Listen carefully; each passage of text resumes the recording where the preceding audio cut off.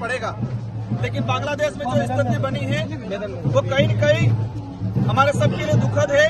और भारत के अंदर भी वर्तमान जो सरकार है, मैं सदन के अंदर हूँ, देश का सर्वोच्च सदन है, हमने भी कहा है कि लोकतंत्र जनता की भावना के अनुरूप काम करो, क्योंकि देश हमारा सबका है। अगर हम जातियों में बांटने का काम करेंगे, धर्मों की लड़ाई लड़वाना चाहेंगे, तो आने वाले समय में बांग्लादेश के जैसे हालात हमारे देश में भी हो सकते हैं। मानव से नफरत करना शुरू कर देगा। हम नहीं चाहते। मानव सबसे बड़ा धर्म है, प्रकृति सबसे बड़ा धर्म है। उस आधार पे कोई भी सरकार हो वो काम करे। बांग्लादेश की घटना से हमारी सरकारों को सीखना चाहिए। सर, सलमान खुर्शीद ने जिस प्रकार का बयान दिया है कि भारत के अंदर में इस प्रकार के हालात हो सकते हैं, क्या कहेंगे सर? सर, सलमान खुर्शीद ने जिस प्रकार से बयान दिया है कि भारत में इस प्रकार के हालात हो सकते हैं, इस बयान को किस तरह से देखते हैं सर? यूं देखो, वो उन्होंने क्या सोच के बयान दिया मुझे जानकारी नहीं है। अगर हमारी सत्ता जनता की भावना के अनुरूप चलेगी, क्योंकि जनता से बड़ा कोई नहीं है। बांग्लादेश के अंदर सांसदों को भागना पड़ा है, मुख्य प्रधानमंत्री को भागना पड़ा है।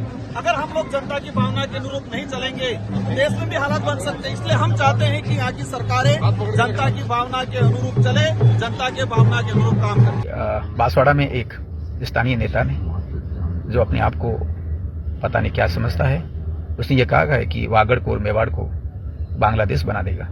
उसको शर्म आनी चाहिए।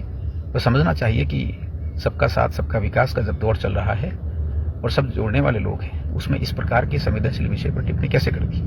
दूसरा, ये वही इकोसिस्टम है जो अपने आप को कहता है कि आदिवासी हिंदू नहीं। इसका मतलब क्या हुआ? आप हिंदुओं के विरोध में है क्या?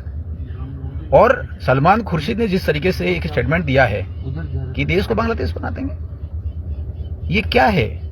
आखिर ये क्या विचार है?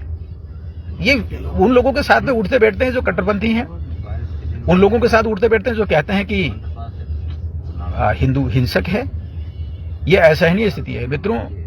हम मेवाड़ से हैं, वागड़ से हैं, राजस्थान से हैं। हम लोग उस परंपरा से आते हैं जिसमें आक्रांतों को विरोध किया है, हल्दीघाटी का युद्ध लड़ा है, सब लोगों ने मिलकर लड़ा है, 36 कौम ने मिलकर लड़ा है। आइए हम सभी इस वैचारिक युद्ध के लिए तैयार रहें। और जो ये कह रहा है कि इस क्षेत्र को बांग्लादेश बना देगा, ऐसे कट्टरपंथी और ऐसे ओछे विचार का हम सामना करें।